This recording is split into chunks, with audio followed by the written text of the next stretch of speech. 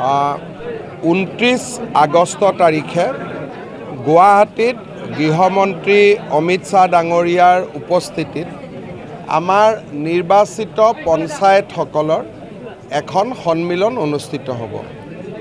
সেই দিশৰ পৰা আজি আমি দৰং জিলা আৰু কামৰূপ জিলাৰ কাৰ্যকৰ্তাসকলৰ লগত পঞ্চায়ত অধিৱেশনখন সফল কৰাৰ ওপৰত আলোচনা কৰোঁ।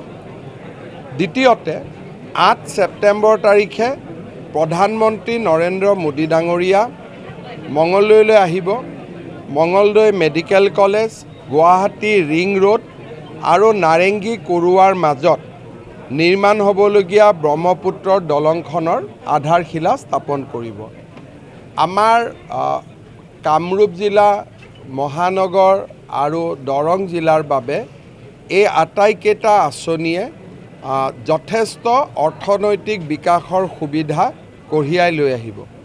সভাখন সাফল্যমণ্ডিত কৰাৰ বাবে আজি আমি ওদালগুৰি জিলা, তামুলপুৰ জিলা, কামৰূপ জিলা আৰু দৰং জিলাৰ ভাৰতীয় জনতা পাৰ্টিৰ কাৰ্যকৰ্তাসকলৰ সৈতে আলোচনা কৰোঁ।